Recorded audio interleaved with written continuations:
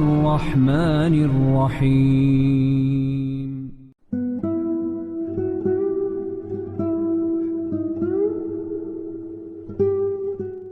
Bismillahirrahmanirrahim. Assalamualaikum warahmatullahi wabarakatuh.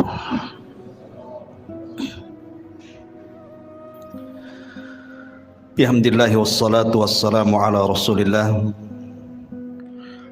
wa ala alihi wa sahbihi wa mawalah wa la hawla wa la quwata illa billahi wa ba'du. Alhamdulillah, segala puja dan puji hanya milik Allah subhanahu wa ta'ala. Salawat dan salam kita hadiahkan kepada Rasul kita Nabi besar Muhammad sallallahu alaihi wa ala alihi wasallam. Pembahasan di malam hari ini, karena ini kajian tematik, maka kita akan membahas tentang rihlatu ilal akhirah, perjalanan manusia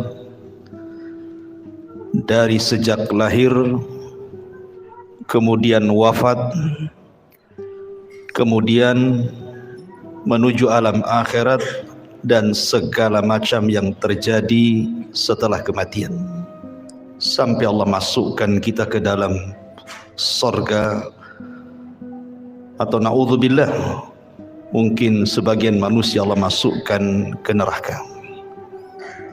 Ini yang kita akan bahas. Memang pembahasannya panjang, jadi saya mohon minta kesabaran jamaah sekalian, karena saya akan berusaha menyingkat tetapi tidak menghilangkan yang penting-penting dari segi akidah yang wajib diimani oleh seorang mukmin. Ma'asyiral muslimin yang dimuliakan Allah subhanahu wa ta'ala, kita tahu bahwa makhluk yang pertama kali Allah subhanahu wa ta'ala ciptakan adalah Arsyur Rahman, arsy Allah subhanahu wa ta'ala. Kemudian setelah itu Allah ciptakan air atau lautan di atas langit. Makanya Rasul mengatakan wa arsyuhu 'alal ma', dan arsy-Nya Allah itu di atas air. Kemudian setelah itu Allah subhanahu wa ta'ala ciptakan pena, dan Allah subhanahu wa ta'ala katakan kepada pena atau kolam, uktub kulla syai'in ila yaumil qiyamah, catat segala sesuatu yang akan terjadi sampai kiamat dibangkitkan. Maka kolam pun kemudian mencatat segala sesuatu yang kemudian diletakkan di sebuah papan yang disebut dengan lauh, dan papan tersebut dijaga oleh para malaikat sehingga disebut Lauhil Mahfuz. Maka setelah itu Allah subhanahu wa ta'ala menciptakan yang lainnya, termasuk menciptakan langit dan bumi dalam 6 hari. Dimulai hari Ahad, Allah ciptakan bumi 2 hari, Ahad dan Senin. Kemudian setelah itu Allah subhanahu wa ta'ala ciptakan langit hari Selasa dan Rabu. Kemudian Allah subhanahu wa ta'ala kembali ke bumi, dan Allah ciptakan segala sesuatu yang dihajatkan makhluk yang akan tinggal di bumi, seperti lautannya, hutan-hutannya, binatang-binatangnya, dari hari Kamis ke hari Jumat. Itulah yang disebutkan dalam Al-Quran bahwa Allah menciptakan langit dan bumi itu fi sittati ayyam, pada 6 hari. Makhluk yang berakal pertama yang Allah ciptakan adalah malaikat. Kemudian setelah itu jin.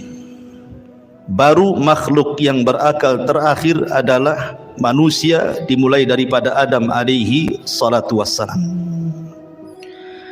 Dan tartib ini berdasarkan sabda Nabi, khuliqatil malaikatu min nur wa khuliqatil jan min marijim min nar wa khuliqa lakum wa khuliqa Adam mimma wusifa lakum. Diciptakan malaikat dari cahaya, diciptakan jin dari ujung nyala api, dan diciptakan Adam sebagaimana yang Allah sifatkan kepada kalian. Sepertilah bentuk Adam alaihi salatu wassalam. Tapi tentu penciptaan Adam akan berbeda dengan anak turunannya, karena Adam diciptakan oleh Allah subhanahu wa ta'ala secara langsung, di mana Allah subhanahu wa ta'ala perintahkan malakul maut untuk mengambil tanah-tanah dan sifat-sifat tanah yang ada di bumi, kemudian diangkat ke langit dan dibentuk. Setelah dibentuk sedemikian rupa, sehingga Allah katakan laqad khalaqnal insana fi ahsani taqwim, kami ciptakan manusia itu seindah-indahnya bentuk. Maka Allah subhanahu wa ta'ala tiupkan ruh, dan Allah perintahkan malaikat untuk sujud kepada Adam. Wa idh qala rabbuka lil malaikati isjudu li Adam fasajadu illa iblis. Dan ketika Allah perintahkan kepada para malaikat sujudlah kepada Adam, semua malaikat sujud kecuali iblis. Iblis tidak mau sujud. Dari sinilah penciptaan Adam sejak saat itu memiliki musuh yang disebut dengan iblis. Sebagian ulama mengatakan iblis ini dari kalangan malaikat yang maksiat, tapi pendapat yang kuat iblis ini dari kalangan jin, sebagaimana Allah katakan kana minal jin fa fasaqa an amri rabbi. Iblis itu bagian dari jin yang bermaksiat kepada perintah Allah subhanahu wa ta'ala. Kemudian Adam alaihi salatu wassalam Allah masukkan ke dalam sorga. Sorga itu sesuatu yang nikmat di dalamnya.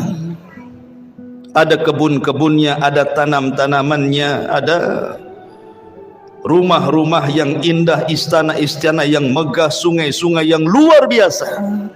Namun karena Adam hidup sendirian, Adam ketakutan di sorga,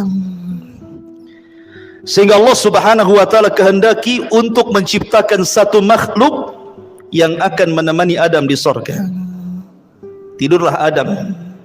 Tiba-tiba Allah ambil tulang rusuk yang paling atas, yang dekat jantung, yang paling bengkok sebelah atas, kemudian diciptakan Hawa dari tulang itu. Makanya Rasul mengatakan khuliqatil mar'atu min dila'in. Manusia, wanita itu diciptakan dari tulang rusuk yang paling atas, yang paling bengkok, yang dekat dengan jantung. Tiba-tiba Adam bangun, rupanya di sampingnya ada Hawa. Adam kaget dan mengatakan, man anti, siapa anda? Maka wanita ini mengatakan, ana Hawa. Hawa itu oksigen artinya. Kenapa disebut Hawa? Karena dicipta dari benda yang hidup. Adam itu makhluk yang hidup. Hawa tercipta dari Adam, maka disebut Hawa. Kemudian Adam mengatakan, untuk apa engkau ciptakan? Untuk apa Allah ciptakan dirimu? Hawa mengatakan, untuk menjadikan ketenangan bagimu. Dari sini Allah katakan, wa min ayatihi an khalaqa lakum min anfusikum azwaja litaskunu ilaiha wa ja'ala bainakum mawaddatan wa rahmah inna fi dzalika laayatin liqaumi yatafakkarun. Kalau dengar ayat ini rasanya ingat waktu kawinnya. Dan ini ayat yang biasa dibaca orang kalau menikah, ya. Khutbah nikahnya mesti baca ayat ini. Wa min ayatihi, dan dari tanda-tanda kebesaran Allah, an khalaqalakum, Allah menciptakan kalian. Min, dari ciptaan ini Allah ciptakan yang lainnya azwaja, menjadi berpasang-pasangan. Untuk apa pasangan diciptakan? Litaskunu ilaiha, supaya memberikan ketenangan, di mana suami tenang dengan istrinya, istri tenang dengan suaminya.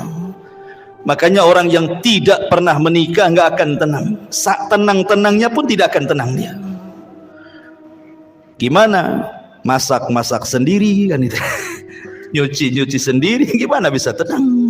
Ya. Nggak akan tenang. Dan ketenangan itu mukjizat dari Allah Subhanahu wa taala.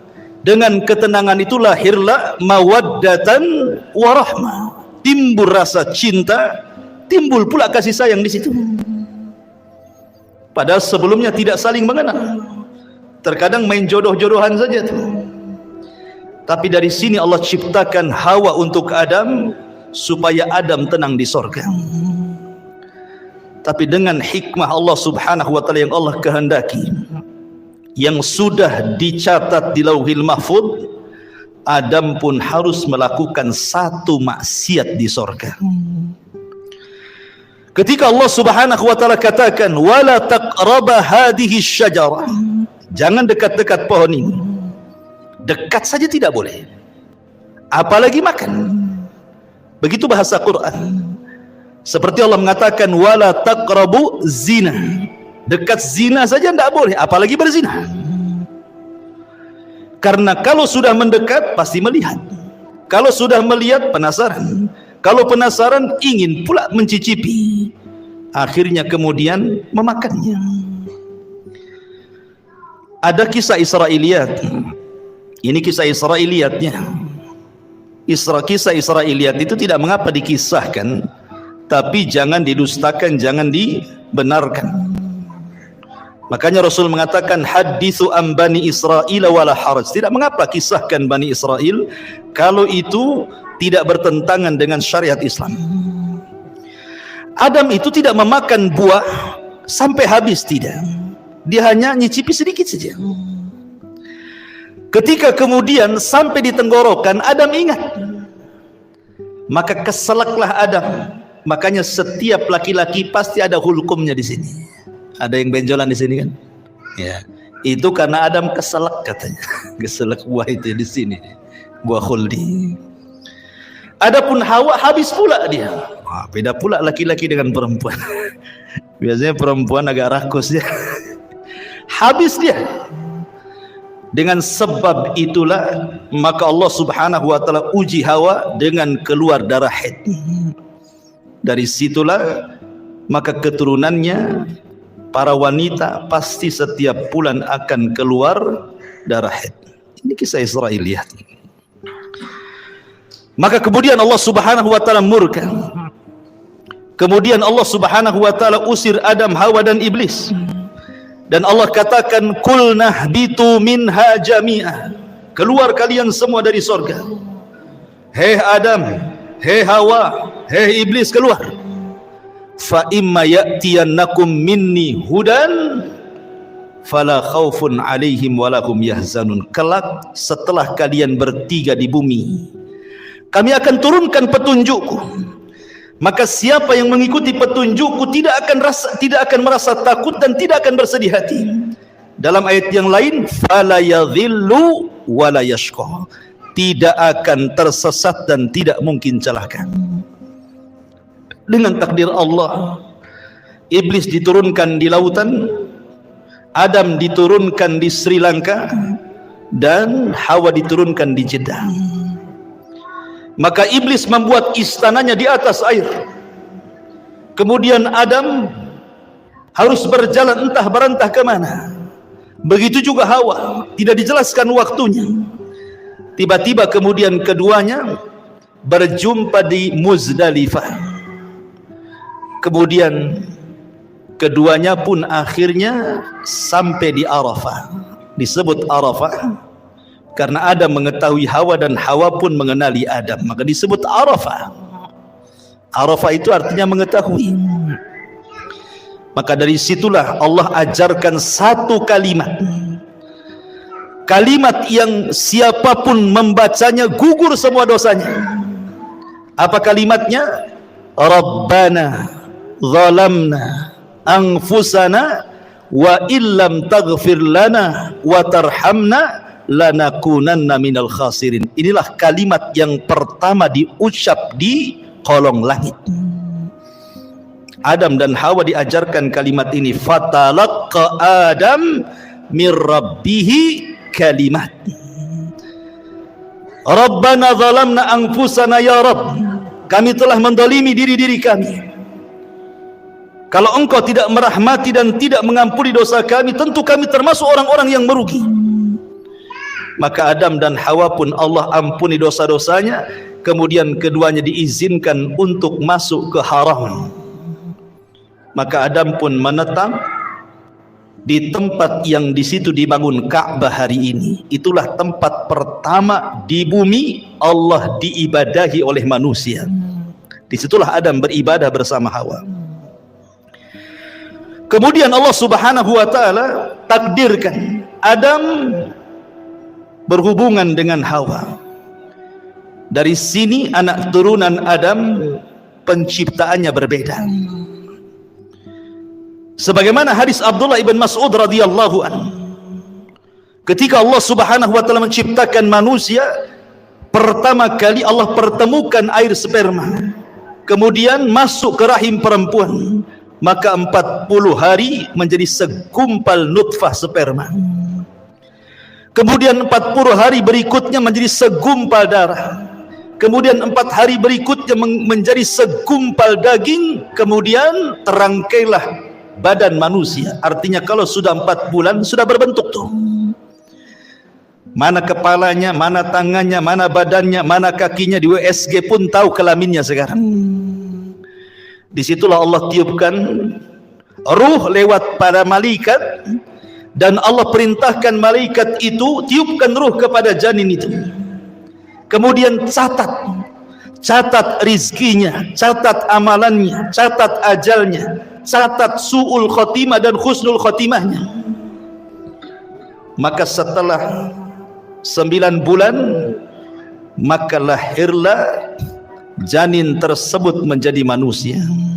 Hawa melahirkan 20 kali dan setiap lahiran selalu kembar, sehingga putra Adam berjumlah 40, 20 laki-laki dan 20 perempuan.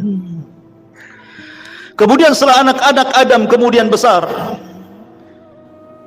kita tahu bahwa tujuan diciptakan manusia itu disebut khalifah. Karena Allah yang mengatakan, inni ja'ilun fil ardi khalifah. Apa sih khalifah itu? Khalifah itu artinya yakhlufu ba'duhu ba'dha. Artinya manusia ini makhluk yang bergenerasi. Meninggal generasi pertama, lahir generasi kedua. Meninggal generasi kedua, lahir generasi ketiga, dan begitu seterusnya. Itu disebut khalifah. Sehingga Adam harus punya keturunan, karena Adam tidak mungkin hidup selamanya. Anak-anaknya pun tidak mungkin hidup selamanya. Makanya Allah syariatkan kepada anak-anak Adam untuk menikah, tetapi dengan cara silang, di mana masing-masing kembaran tidak boleh menikah dengan kembarannya, tetapi disilangkan dengan kembaran orang lain. Maka anak terbesar Qabil dan adiknya Habil diperintah untuk menyilang. Tiba-tiba Qabil terfitnah oleh iblis. Iblis datang kepada Qabil, mewaswasi Qabil, karena selama ini iblis berusaha untuk menggoda Adam dan Hawa. Adam dan Hawa sudah kapok, tidak mungkin digoda lagi. Cukuplah godaan terjadi di sorga, sehingga iblis tidak bisa menggoda Adam dan Hawa. Akhirnya yang digoda adalah anak turunannya. Datang kepada Qabil dan mengatakan, jangan mau. Itu kembarannya si Habil itu jelek, kembaranmu cantik. Ngapain kau dapat jelek? Bagus dapat yang cantik. Dari sini kita tahu tabiat laki-laki itu suka yang cantik. Kalau perempuan ganteng itu bonus, yang penting kaya. Ya kan, cukup gitu ya kalau perempuan. Kalau laki-laki yang penting cantik walaupun kere. Akhirnya kemudian Qabil menolak. seolah-olah ini putusan bapaknya, bukan putusan Allah. Adam bukan ayah yang diktator. Dia berdoa kepada Allah untuk mencari solusi. Maka Allah subhanahu wa ta'ala perintahkan keduanya untuk berkurban. Dan Allah katakan, watslu alaihim naba abnai adam bil haqq idh qarraba qurbanan fatukubbila min ahadihima walam yutaqabbal minal akhar. Ya Muhammad, bacakan kepada mereka tentang kisah dua putra Adam yang dua-duanya berkorban untuk memperebutkan pasangannya. Allah terima salah satunya dan Allah tolak yang lainnya. Yang ditolak korbannya adalah Qabil, yang diterima korbannya adalah Habil. Qabil marah dan mengatakan, la aqtulannak, saya akan bunuh kamu. Karena Habil mewarisi sifat Adam. Dia mengatakan, la imbasatta yadaka litaqtulani ma ana bibasiti yadiya ilaika liaqtulaka inni akhafullah. Kalau engkau hendak membunuhku silakan, tapi aku tidak akan membunuhmu karena aku takut kepada Allah subhanahu wa ta'ala. Betul, Qabil berhasil membunuh Habil. Inilah pembunuhan pertama yang disebabkan hasad pertama di alam semesta. Meninggal Habil. Qabil bingung bagaimana cara penyelenggaraan jenazah, karena kan belum pernah ada orang mati saat itu. Baru Habil orang yang pertama kali mati. Mau diapakan jasad ini? Akhirnya kemudian Qabil melihat ada burung gagak yang sedang berkelahi dengan temannya. Kemudian dibunuh salah satunya. Kemudian dengan tangannya dikorek-koreklah tanah itu. Kemudian dimasukkan kawan yang dibunuhnya. Kemudian dipendam lagi. Kata Qabil, duhai kiranya aku bisa mengambil pelajaran dari gagak itu. Akhirnya dia pun menguburkan abangnya Habil seperti menguburkan burung gagak yang membunuh temannya. Singkat cerita, Adam pun sedih, maka Qabil pun mengambil kembarannya kemudian berpisah dari kelompok Adam. Adam di atas perbukitan, Qabil pun membawa pasangannya ke lembah yang ada di bawah. Terjadilah dua kelompok, kelompok atas perbukit dan kelompok bawah di lembah. Maka kemudian Adam pun meninggal, Hawa pun meninggal. Maka wasiat-wasiat Adam terus akhirnya ditanamkan di anak didiknya sampai kepada Allah angkat Nabi kedua setelah Adam, namanya Syith. Syith inilah yang menjaga kabilah Adam. Sementara tidak diutus Nabi kepada kabilah Qabil. Rusaklah Qabil dan semua anak cucunya. Dari sini terjadi antara hak dan yang batil sudah ada. Tapi ingat, belum terjadi kesyirikan di zaman itu. Mereka masih menyembah Allah. Cuman rusak moralnya saja. Qabil dan turunannya moralnya rusak. Tapi Syith dan kaumnya masih mengikuti wasiat Adam. Apalagi Syith diberikan suhuf oleh Allah subhanahu wa ta'ala untuk membimbing umatnya. Singkat cerita, akhirnya Syith meninggal dunia. Kemudian diutus Idris kepada mereka, Nabi setelah Syith. Maka Idris terus berusaha untuk mendakwahi kaumnya dan kaum anak turunan Qabil. Sampai akhirnya era Nuh alaihi salatu wassalam. Kemudian terjadi bandang banjir yang luar biasa, adab sebagai kaum Nuh. Akhirnya tidak ada yang hidup kecuali perahu Nabi Nuh. Lah Nuh itu punya 3 putra, namanya Syam, Ham dan Yafis. Setelah kapal Nuh kemudian bersandar di bukit Judi Irak, kemudian 3 putra Nuh ini menyebar ke seantero dunia. Syam melahirkan keturunan Arab, Ham melahirkan orang-orang yang berkulit hitam, kemudian Yafis ke daratan Afrika, ke daratan Asia, lahirlah kita-kita ini, turunan Yafis. Maka menyebarlah manusia kemana-mana. Kemudian diutus para nabi, 120.000 nabi diutus oleh Allah subhanahu wa ta'ala. 315 rasul Allah utus ke permukaan bumi. Walaupun Al-Quran hanya mencatat 25 nabi dan rasul, 18 nama diantaranya tercantum dalam satu surat, suratul An'am, dan lebihnya tersebar di beberapa ayat, di beberapa surat dalam Al-Quran, sehingga genap menjadi 25 Nabi dan Rasul. Itu yang kita kenal. Yang tidak kita kenal banyak, ribuan Nabi-Nabi yang diutus kepada Bani Israel, sampai ditutup dengan kerasulan Nabi kita Nabi Muhammad sallallahu alaihi wa ala alihi wasallam. Ma'asyiral muslimin yang dimuliakan Allah Subhanahu wa taala. Ketika kemudian Nabi sallallahu alaihi wasallam diutus, artinya sudah tidak ada nabi lagi, tidak ada rasul lagi, karena dialah penutup para nabi dan rasul. Di sini kita baru pahami ayat Al-Quran yang pertama kali saya baca tadi, fa imma ya'tiyannakum minni hudan fala khaufun alaihim walahum yahzanun. Siapapun yang mengikuti petunjukku, kata Allah, dia tidak mungkin takut dan tidak mungkin bersedih. Apa makna petunjuk di sini? Makna petunjuk di sini, Allah akan turunkan para nabi, Allah akan turunkan kitab-kitab langit. Kitab langit itu jumlahnya 104. Yang 4 ma'ruf di sana ada Taurat, ada Zabur, ada Injil, ada Quran, dan yang 100 tidak ma'ruf. Allah hanya menyebut dengan kalimat suhuf, sehingga Allah mengatakan di dalam suratul A'la, inna hadza la fi suhufil ula suhufi Ibrahim wa Musa. Maka siapapun yang mengikuti petunjuk tidak mungkin tersesat, tidak mungkin celaka di zamannya. Ketika Allah turunkan kitab Taurat, kemudian diberikan kepada Musa, itulah petunjuk Allah. Maka di zaman itu siapa yang mengikuti Musa dan Taurat tidak mungkin sesat, tidak mungkin celaka. Kemudian datang era Zabur dan Daud. Maka siapapun yang mengikuti Zabur dan juga Daud di zamannya, maka mereka tidak mungkin sesat dan celaka. Kemudian datang era Injil dan Isa. Maka siapapun yang mengikuti Injil dan Isa di zamannya tidak mungkin sesat dan celaka.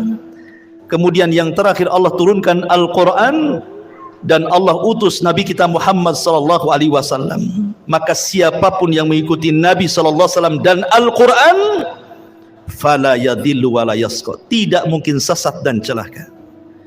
Tetapi setiap para nabi diutus kepada kaumnya, hanya nabi kita diutus kepada seluruh manusia, jinnya dan manusianya. Wa ma khalaqtul jinna wal insa illa liya'budun. Ma'asyiral muslimin yang dimuliakan Allah Subhanahu wa taala, kondisi manusia, Allah Subhanahu wa taala berfirman dalam Al-Qur'an, inna sya'yakum lasyatta, inna sa'yakum lasyatta, fa amma man a'ta wattaqa wa saddaqa bil husna fasanuyassiruhu lil yusra, wa amma man bakhila wastagna wa kadzdzaba bil husna fasanuyassiruhu lil usra. Kehidupan manusia akan berbeda-beda karena Allah mengatakan inna sa'yakum lasyatta, usaha kalian itu berbeda-beda. Ada yang dalam hidupnya manusia ini betul-betul di atas ketaatan, tidak pernah maksiat kepada Allah, dia melaksanakan perintah Allah dan menjauhi larangan. Dia berusaha untuk menghalalkan yang Allah halalkan dan menjauhi yang diharamkan Allah. Maka orang-orang yang seperti ini hidup sesuai dengan asal penciptaan manusia. Wa ma khalaqtul jinna wal insa illa liya'budun. Tetapi ada manusia itu yang cenderung kufur. Mereka tidak melaksanakan perintah, cenderung melanggar larangan, menghalalkan yang diharamkan, mengharamkan yang dihalalkan. Maka mereka orang-orang yang celaka. Begitulah manusia. Ada yang mukmin, ada yang kafir, ada yang fasik, ada yang taat, ada yang musyrik, ada yang bertauhid, ada yang beribadah, ada yang bermaksiat. Begitulah macam-macam manusia. Allah katakan, ya ayyuhal insan innaka kadihun ila rabbika kadhan famulaki. Wahai manusia, engkau akan bekerja dengan lelah dan letih. Untuk apa? Ila rabbik, menuju Tuhanmu, kadhan, dengan keletihan, famulaki, dan engkau akan berjumpa dengan Allah Subhanahu wa taala. Artinya bahwa manusia dengan berbagai macam daerahnya, negaranya, bentuknya, wataknya, tujuannya satu. Kita ini sedang berjalan menuju Allah Subhanahu wa ta'ala. Mau tidak mau kita akan berjumpa dengan Allah. Tapi ada yang berjumpa dengan Allah, Allah senang dengan kita. Ada orang yang berjumpa dengan Allah, Allah benci dengan kita. Man ahabba liqa Allah, ahabballahu liqa'ah. Wa man kariha liqa Allah, karihallahu liqa'ah. Siapa yang cinta berjumpa dengan Allah, Allah suka berjumpa dengan kita. Siapa yang benci berjumpa dengan Allah, Allah pun benci dengan kita. Begitulah hidup manusia. Wa hadainahu najdain, kami pilih dua jalan. Ini jalan ke sorga, sudah dijelaskan jalannya. Ini jalan ke neraka, sudah dijelaskan jalannya. Tidak ada satupun jalan, baik ke sorga atau ke neraka, semua sudah dijelaskan. Tidak ada. Wa mayatiru ta'irun fil hawa. Tidak ada satupun burung yang mengepakkan sayapnya di langit, kata Rasul, kecuali sudah dijelaskan ilmunya. Artinya, apapun yang mendekatkan diri ke sorga sudah dijelaskan. Apapun yang bisa menjauhkan dari neraka sudah jelaskan. Sehingga tidak ada alasan Anda tidak bisa berhujah lagi di hadapan Allah Subhanahu wa ta'ala. Karena semua sudah diberikan fasilitasnya. Allah Subhanahu wa ta'ala hanya minta kepada kita bersyukur. Ingat 5 kaidah. Al-ijad, al-i'dad, al-imdad, kemudian al-irsyad, al-is'ad. Pertama, ijad. Allah menciptakan langit dan bumi. Untuk siapa? Untuk kita. Ya. Allah ciptakan langit dan bumi itu untuk kita loh. Lihat matahari di langit. Untuk siapa? Untuk kita. Kalau nggak ada matahari, ibu-ibu nggak bisa jemur pakaian. Kan itu ya. Mungkin kalau nggak ada matahari, PLN sibuk tuh. Karena harus menerangi bumi 24 jam. Mungkin antum tiap bulan mungkin gerutu-gerutu, mahal kali listrik ini. Padahal sekarang listrik cuma setengah hari saja kan. Malam saja. Itu saja kalau naik udah demo tuh. Gimana kalau nggak ada matahari? Iya kan? Bulan untuk siapa? Untuk kita. Ya.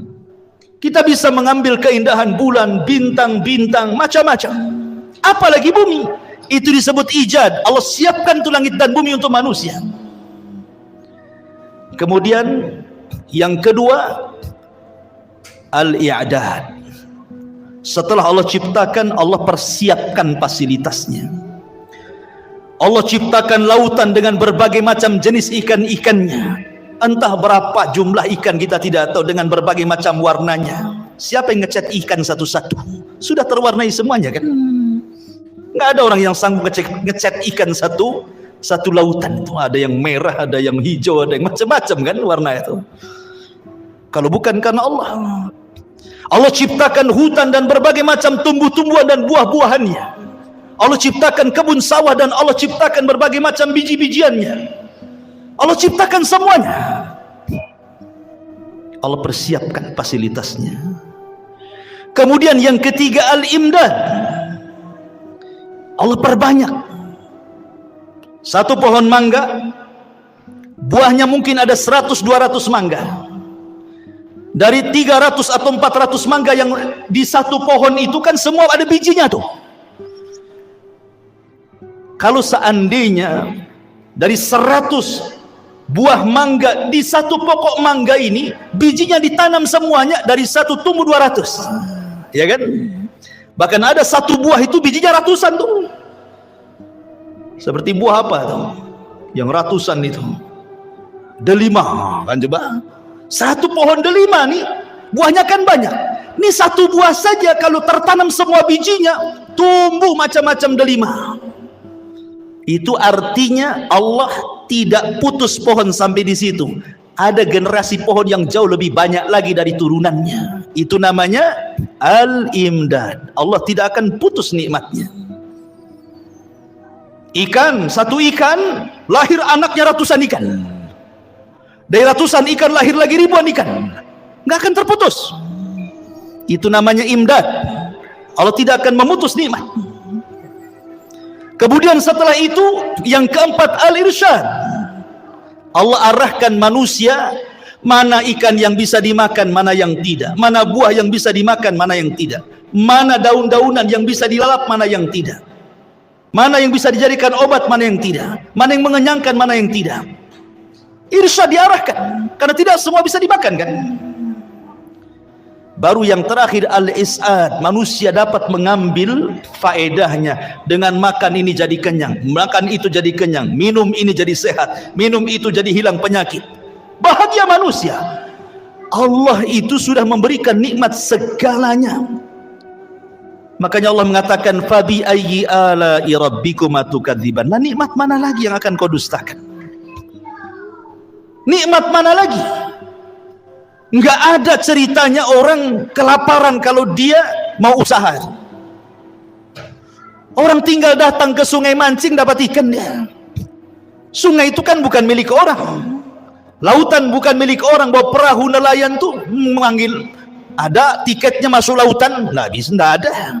Mungkin di tengah lautan ada malaikat, kau bayar dulu baru kau. Nggak ada, ya kan? Anda tanam biji di sawah tuh, tinggal nunggu saja. Allah yang menghidupkan, bukan antum suruh niup-niup dia tumbuh. Kan gitu ya. Tumbuh sendiri, kita tawakal saja tuh. Padi tumbuh, jagung tumbuh, semua tumbuh kan gitu. Siapa yang menumbuhkan? Allah. Allah hanya minta satu. La in syakartum la azidannakum. Kalau kalian bersyukur, ku tambah. Dengan apa cara bersyukurnya? Kita disuruh untuk beribadah, itu saja.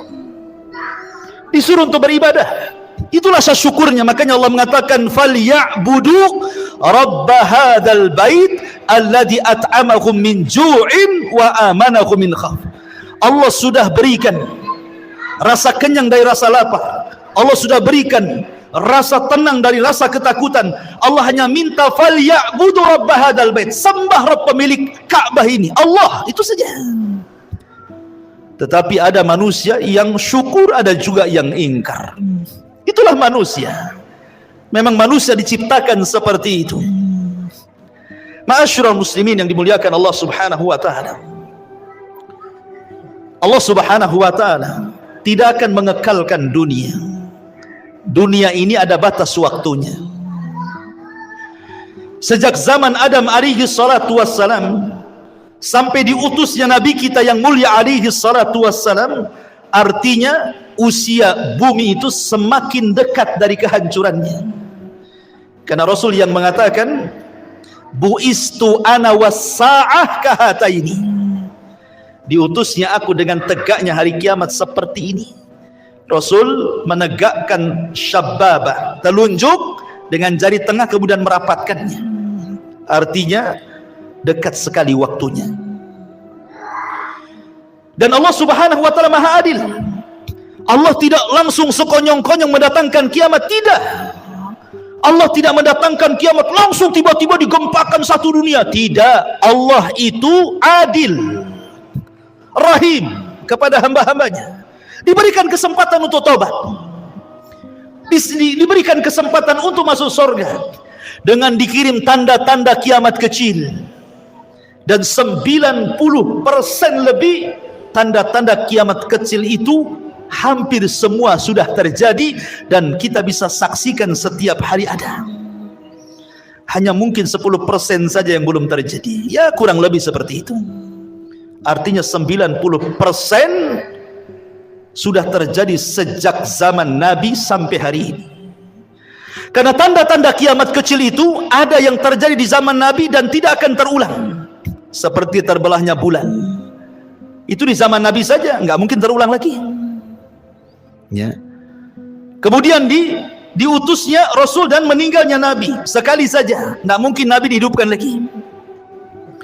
Tapi ada tanda-tanda yang terus dari zaman Nabi sampai hari ini akan terulang, seperti perzinahan, minum khamr, perjudian, dan begitu seterusnya. Tapi ada tanda-tanda kiamat kecil yang belum terjadi dan pasti terjadi.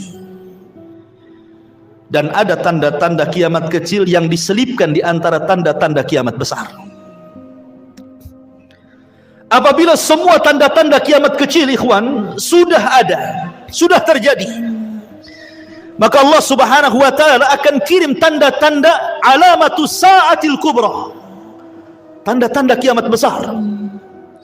Muqaddimahnya dengan khurujul Mahdi, keluarnya Imam Mahdi. Kemudian setelah itu khurujud Dajjal, keluar Dajjal.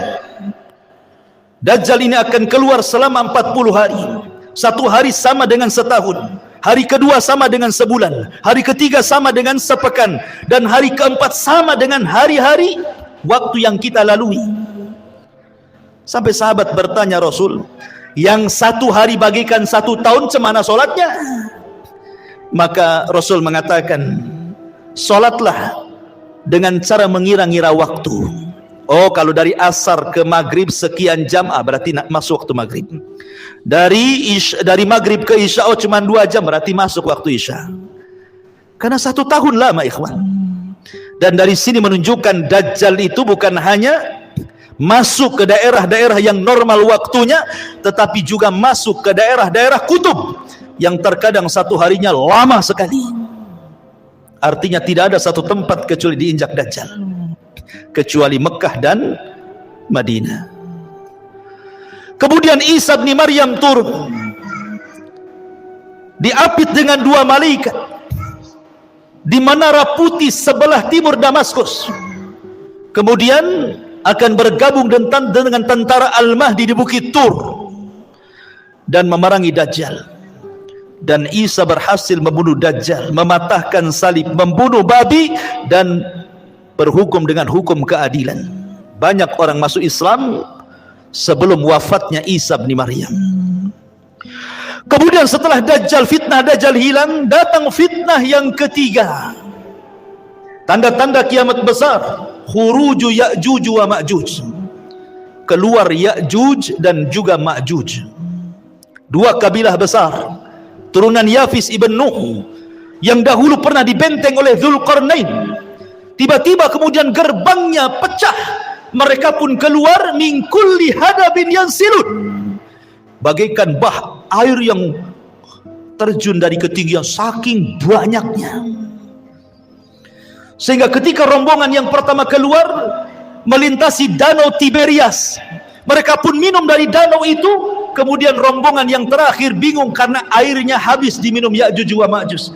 Kata yang terakhir, tadi barusan ada air, kemana air itu? Maka Ya'juj dan Ma'juj, setiap yang melewati hijau pasti akan kering, yang basah pasti kering. Fitnahnya luar biasa. Dia akan membunuh ras di luar kelompoknya.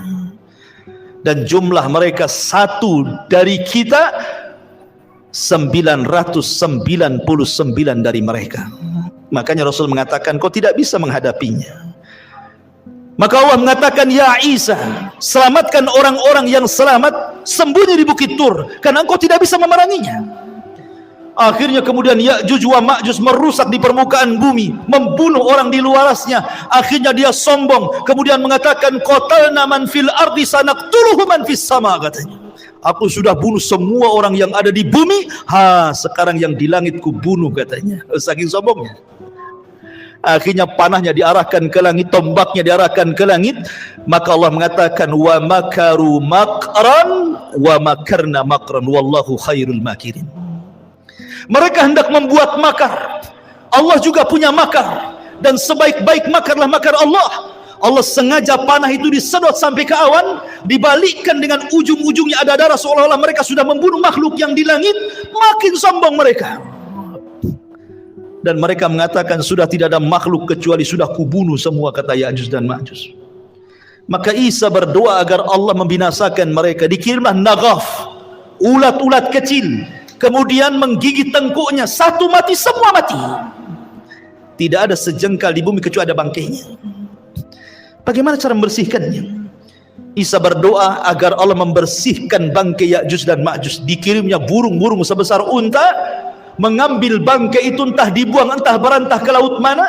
Akhirnya bumi bersih, kemudian Allah hujani sehingga bumi semakin bersih, dan Allah berikan keberkahan bumi sebagaimana awal penciptaan bumi, sampai buah delima. Saking besarnya, orang bisa masuk 10 bahkan 20 orang ke cangkangnya. Segede apa tuh delimanya? Berarti kalau makan durian, gede kali durian tuh. Ya kan? Satu buah durian 20 orang udah kenyang. Ke kulitnya aja masuk orang tuh. Allah berkahi itu. Kemudian Isa pun diwafatkan. Maka berlalulah 3 tanda kiamat besar. Khurujud Dajjal, nuzulu Isa, khuruju Ya'juj wa Ma'juj. Kemudian datang tanda-tanda alamat besar. Apa itu? Keluar dukhan, asap yang tebal dari langit, yang tidak jadi pada Ramadan kemarin. Ini dukhan ini alamat tanda kiamat besar. Dan itu tanda-tanda langit, bukan tanda-tanda bumi. Dukhan itu datang dari langit, bukan karena orang bakar hutan kemudian asapnya naik ke langit jadi dukhan. Memang sudah ada asap di langit tebal hitam. Siapapun yang menghirupnya, kalau dia seorang mukmin paling tinggi bersin, sudah sakit kepala, demam. Tetapi kalau yang menghirupnya orang kafir, munafik, pelaku dosa besar, maka mereka akan merasakan kesakitan yang luar biasa, mengeluarkan darah dari telinga, hidung dan matanya, saking sakitnya. Akhirnya mereka berdoa, Allahumma kshif annal adzab, ya Allah tolong hilangkan azab ini, kami akan bertobat. Akhirnya Allah pun hilangkan. Bertobat? Tidak juga bertobat. Ketika mereka tidak mau juga kunjung bertobat, yang beriman tetap dengan keimanannya, yang kafir tetap dengan kekafirannya, yang fasik tetap dengan kefasikannya, apa yang terjadi? Allah subhanahu wa ta'ala takdirkan tiba-tiba matahari terbit dari arah barat. Ketika manusia tertidur pulas di malam hari, kemudian terbangun di pagi hari. Biasa orang-orang yang beriman, mereka bangun subuh, kemudian mereka ke masjid, kemudian mereka sholat subuh. Coba tenangkan anak-anaknya di belakang itu. Ya. Ketika kemudian orang-orang yang beriman bangun di waktu subuh, biasa mereka bangun kemudian sholat subuh. Tetapi orang-orang kafir, fasik, munafik masih terlelap tidur. Sampai waktu sudah pagi, harusnya matahari terbit, matahari tak kunjung terbit. Ditunggu sampai waktu zuhur, tidak terbit juga. Ditunggu sampai waktu asar, tidak terbit juga. Harusnya ketika matahari terbenam, tiba-tiba muncul. Harusnya matahari itu terbenam, tiba-tiba muncul. Inilah yang disebut dengan keluarnya matahari dari arah barat itu. Dan itu terjadi 3 hari berturut-turut. Semua manusia menangis, semua manusia menyesal. Orang-orang yang menyembah berhala, dibuang berhalanya. Apa manfaat membuang berhala? Ustadz sudah resign, tidak jadi ustadz lagi, karena percuma berdakwah.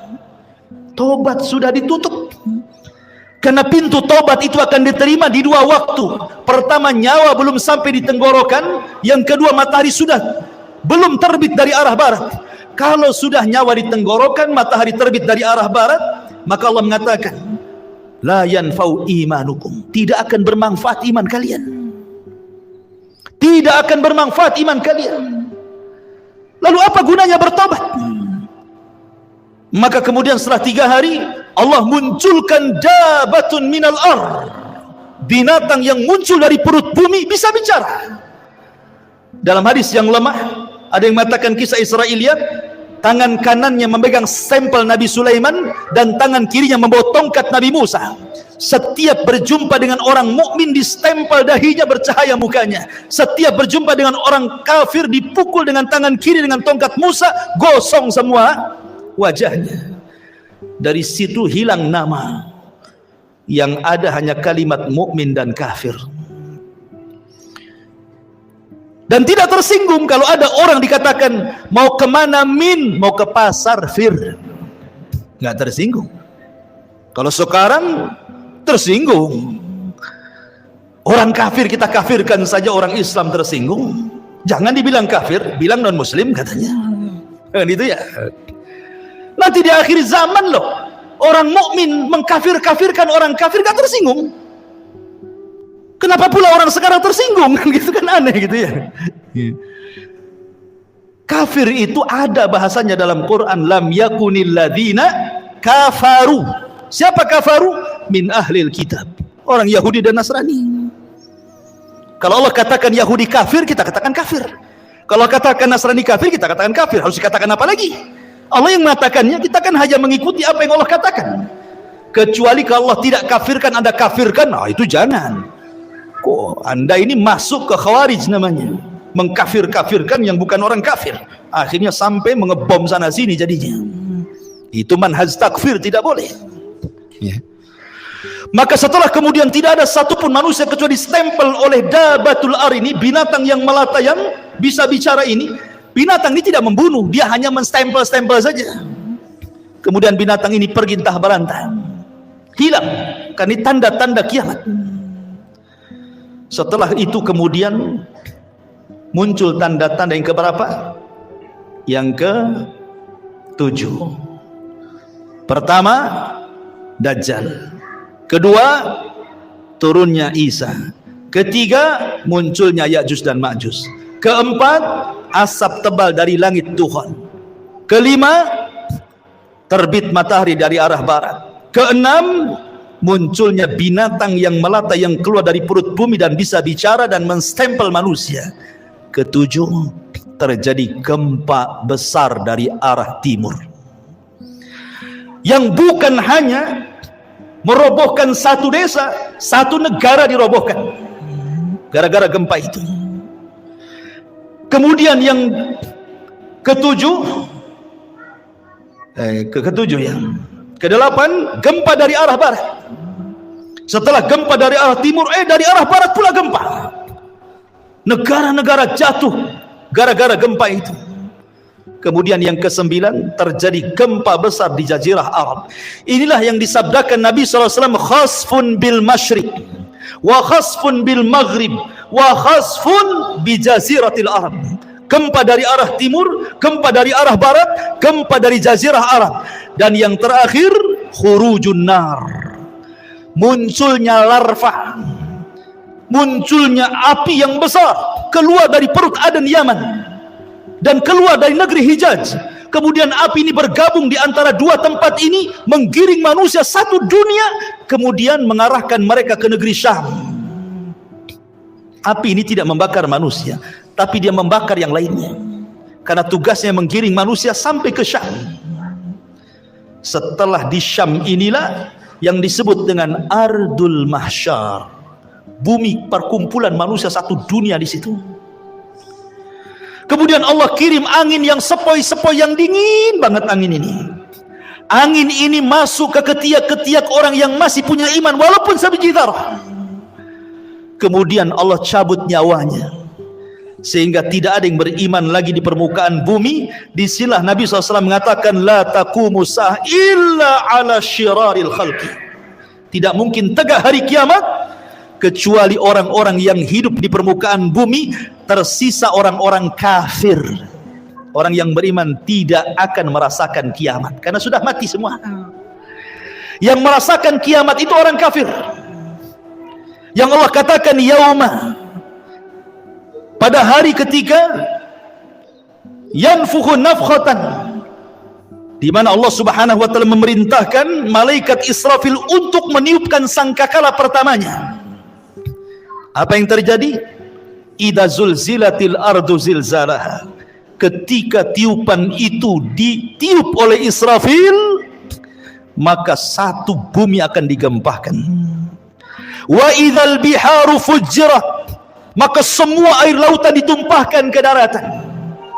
Wa idzan nujumun tasharat, semua bintang-bintang akan dijatuhkan. Dan semua gunung-gunung akan tercabut dari pasaknya, kemudian bergeser dari tempatnya, kemudian diterbangkan seperti kapas, ka'asfi ma'ful, seperti kapas, kemudian dibenturkan di langit, kemudian dikembalikan ke bumi, hanya tinggal tanah, debu, sehingga Allah mengatakan kal ihnil manfush, seperti kapas kalau diletakkan di kipas tuh terbang ke sana-sana. Itulah gunung. Berapa hari penghancuran seperti ini? Lah ketika terjadi kiamat, penghancuran alam semesta, maka Allah Subhanahu wa taala membuka seluruh pintu langit. Wa futihatis sama fakanat abwaba. Pintu langit dibuka semua. Semua malaikat keluar dari langit-langit itu. Karena langit akan digulung seperti kita menggulung kertas. Maka ketika betul-betul terjadi kiamat, Allah wafatkan semua para malaikat, Allah wafatkan semua jin, dan Allah wafatkan semua manusia. Tidak ada yang tersisa kecuali yang Allah Subhanahu wa taala izinkan untuk tidak dihancurkan pada hari kiamat. Seperti arsy, seperti kursi, seperti lauhil mahfud, seperti roh, seperti tulang ekor manusia, tidak dihancurkan, tapi semua dihancur-hancurkan. Berapa lama? Hadis Abu Hurairah radhiyallahu anhu mengatakan 40, tanpa menyebut 40 tahun, 40 bulan, 40 hari. Pokoknya 40 lah kata Abu Hurairah. Ya bisa 40 hari kehancuran alam semesta, bisa 40 bulan, bisa juga 40 tahun. Karena ketika Abu Hurairah ditanya, ya Abu Hurairah, apakah 40 hari? Fa'abaitu, aku enggan menjawabnya. Apakah 40 bulan? Fa'abaitu, aku enggan menjawabnya. Apakah 40 tahun? Fa'abaitu, aku pun enggan menjawabnya. Pokoknya 40 lah kan itu. Itu antara tiupan sangkakala pertama ke tiupan sangkakala kedua. Hancur semua alam semesta ini. Hancur semuanya. Ini yang disebut dengan kiamatul kubra, kiamat besar. Ada kiamat kecil, ada kiamat besar. Kiamat kecil apa? Idza mata ahadukum qamat qiyamatuhu. Kalau salah seorang di antara kalian mati, itulah kiamatnya. Tapi kalau kiamat besar bukan 1-2 orang mati, semua mati. Jinnya mati, malaikatnya mati, manusianya mati. Yang meniup sangkakala pun mati. Malaikat maut pun mati. Malaikat maut aja ikut mati. Ketika malakul maut datang kepada Allah Azza wa Jalla, dan Allah mengatakan, man abqait, siapa yang kau sisakan, kau tidak cabut nyawanya? Kata malaikat maut, tinggal Jibril, Mikail, Israfil. Kata Allah, cabut semuanya. Maka Jibril dicabut nyawanya, Israfil dicabut, Mikail dicabut. Kemudian malakul maut datang kepada Allah, siapa lagi yang tersisa? Kata malakul maut, tidak ada ya Rabb illa abdukal fakir, kecuali hambamu yang fakir. Oh kalau gitu mati kamu, katanya. Mati juga dia. Ya. Maka ketika 40, di angka 40 terjadi kehancuran yang luar biasa itu, sudah tidak ada makhluk yang berakal lagi. Bumi sudah hancur, langit sudah hancur, semua sudah hancur. Apa yang terjadi? Allah Subhanahu wa taala berteriak, limanil mulkul yaum, limanil mulkul yaum. Kalian sudah tahu siapa yang berkuasa di alam semesta ini? Tidak ada yang menjawab. Enggak ada malaikat, enggak ada jin, enggak ada manusia, semua mati. Maka Allah jawab sendiri, lillahil wahidil qahar. Alam semesta ini pemiliknya hanya zat yang maha satu, yang maha perkasa, Allahu Azza wa Jal. Itulah yang difirmankan dalam surah Al-Fatihah, Maliki Yaumiddin. Itu makna Maliki Yaumiddin itu, raja pada hari pembalasan. Maka setelah kemudian Allah Subhanahu wa taala atur kembali alam semesta untuk menjadi alam akhirat. Maka bumi yang kita pijak hari ini, Allah katakan yauma tubaddalul ardu ghairal ardh. Pada hari di mana bumi Allah hancurkan, kemudian Allah ganti dengan bumi yang baru. Kata para ulama, bukan bumi ini hilang datang bumi baru, tidak. Bumi yang kita pijak ini pula bumi padang mahsyar. Cuman bentuknya dirubah. Yang tadinya bulat kemudian dibentangkan.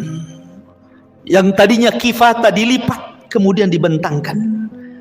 Sehingga bumi yang sekarang kita lihat ada bukit, ada gunung, ada lembah, ada tinggi, ada yang merendah. Nanti ketika Allah hancurkan, Allah ganti dengan bumi yang baru, maka Allah hamparkan sehingga tidak ada yang meninggi, tidak ada yang merendah, tidak ada bukit, tidak ada lembah, semua rata, nggak ada bangunan, nggak ada rumah, nggak ada hutan, nggak ada gunung, nggak ada bukit, rata semuanya. Kenapa Allah ratakan wa idal ardu muddat, dan apabila bumi diratakan, supaya makhluk sejak Adam meninggal sampai yang terakhir mati muat di bumi itu. Sekarang bumi itu dalam bentuk bulat kan, lonjong atau bulat. Di bumi ini ada lautnya, di bumi ada hutannya, di bumi ada bukit, ada gunung. Tidak semua tempat dihuni manusia. Kalau seandainya bumi tidak dirubah, kemudian seluruh manusia dibangkitkan sejak Adam sampai yang terakhir mati, tidak akan muat bumi ini. Makanya kemudian dihancurkan gunungnya, diratakan, ditimbun lautnya, diratakan. Tidak ada lembah, semua rata, sehingga kalau dibangkitkan semua akan muat di itu.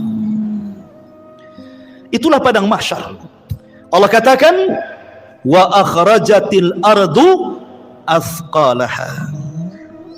Allah subhanahu wa ta'ala bangunkan malaikat Israfil untuk meniupkan sangkakalanya yang kedua. Ketika Israfil kemudian bangkit, kemudian meniupkan sangkakala keduanya, maka terjadilah yaumul ba'thi wan nusyur, hari di mana manusia dibangkitkan kemudian dikumpulkan. Maka ketika itu Allah katakan, wa akhrajatil ardu athqalaha, kami keluarkan beban-beban bumi. Maksudnya manusia, bangkai-bangkai manusia itu semua terangkai kembali dari mana? Dari tulang ekor. Karena tulang ekor manusia tidak dihancurkan pada hari kiamat. Ketika Allah memerintahkan Israfil untuk meniup sangkakala yang kedua, dari tulang ekor setiap manusia itulah tercipta manusia kembali. Padahal sudah hancur dengan kiamat kan, tapi tulang ekor tidak hancur, karena dari situ Allah kembali ciptakan kita.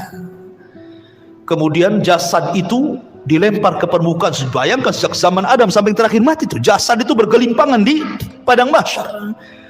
Maka Allah subhanahu wa ta'ala katakan, wa idzan nufus zuwijat, apabila ruh dilesatkan dari illiyin kalau ruhnya orang yang beriman, kemudian dilesatkan dari sijin kalau ruhnya orang kafir, kemudian masuk ke jasad-jasad mereka tanpa tertukar jasadnya.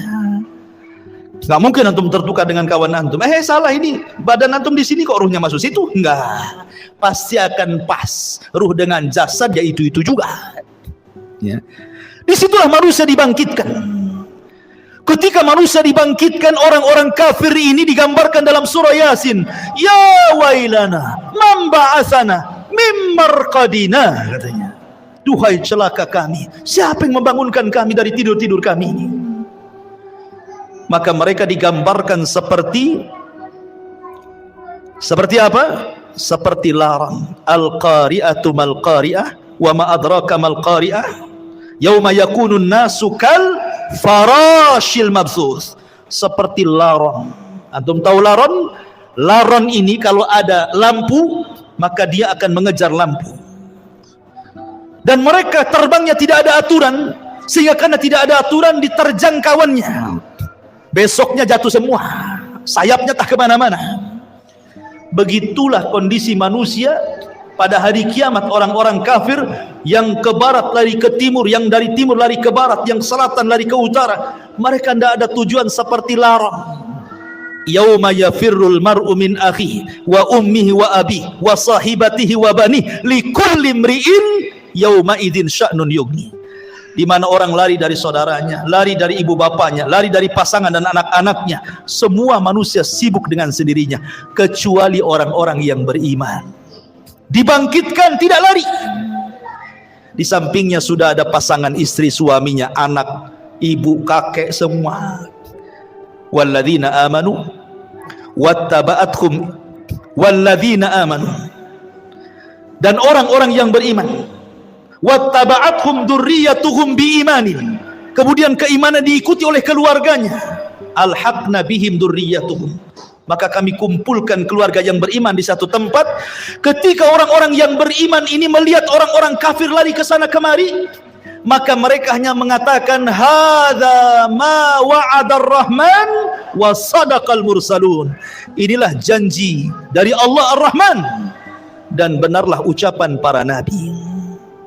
Ma'asyiral muslimin yang dimuliakan Allah subhanahu wa ta'ala, ketika itulah baru ada penyeru di tengah-tengah padang mahsyar. Kemudian barulah manusia tertuju kepada satu suara, dan Allah subhanahu wa ta'ala bahasakan kal jaradil muntashir, seperti belalang-belalang yang sedang berterbangan. Belalang itu kalau terbang bersama koloninya pasti akan tertuju kepada satu titik. Maka semua tertuju kepada satu titik. Di sini disebut dengan ardul mahsyar. Kita akan dikumpulkan. Ya. Ketika mereka dibangkitkan, Nabi SAW mengatakan, yuhsyarun nas yaumal qiyamah khufatan, uratan, ghurlan, buhman. Ketika manusia dibangkitkan khufat, tidak pakai celana, tidak pakai baju, telanjang bulat. Kemudian tidak dikhitan. Kemudian tidak pakai sandal. Kemudian tidak membawa harta di badan. Mau siapapun anda mau presiden, mau menteri, mau orang kaya, dibangkitkan sama. Karena di hari itu tidak ada yang membedakan antara si kaya dengan si miskin, si pejabat dan si rakyat. Semua sama, dibangkitkan seperti itu. Lalu apa yang disombongkan? Di padang mahsyar itu macam-macam manusia yang dibangkitkan. Ada yang dibangkitkan kecil sekali, sehingga dia harus terseok-seok dengan orang-orang yang besar, hampir terinjak kakinya. Mereka lah orang-orang yang sombong di dunia. Allah bangkitkan seperti zarrah di akhirat, seperti kecil, seperti semut di tengah-tengah orang besar, sehingga terseok-seok harus menghindari larinya kaki orang tuh. Ya, di dunia dia merasa besar, sombong. Di akhirat Allah kecilkan. Ada yang berteriak-teriak, ya Rabb, ya Rabb, tapi Allah tidak memandangnya. Allah tidak mengajak bicara dengannya. La yanzurullahu yaumal qiyamah. Allah tidak akan melihatnya walaupun dia berteriak, ya Rabb, ya Rabb, ya Allah, ya Allah. Ada orang-orang yang tidak akan dilihat oleh Allah pada hari kiamat. Ada orang-orang yang tidak akan disucikan oleh pada hari kiamat, tidak akan diajak bicara oleh Allah pada hari kiamat. Ada orang-orang yang lari, tetapi mereka berjalan dengan kepala kakinya di atas. La haula wala quwata illa billah. Bagaimana caranya? Allahu a'lam. Allah atas segala sesuatu maha mampu menjalankan orang dengan kepalanya, kakinya di atas. Ada orang-orang yang berjalan dengan buta, sehingga dia mengatakan, ya Rabbi lima hasyartani a'ma wa qad kuntu basira. Ya Rabb, di dunia aku melihat, kenapa di sini buta, katanya. Macam-macam orang itu di padang mahsyar itu, ikhwan. Karena orang dibangkitkan itu ala ma mata alaih, sebagaimana kematiannya. Ada ketika di dunia dia menusuk-nusuk untuk bunuh diri, maka ketika dibangkitkan di tangannya sudah ada pisau sedang menusuk-nusuk badannya. Ya bayangkan, manusia dibangkitkan itu macam-macam bentuknya. Baru kemudian manusia dikumpulkan di satu tempat.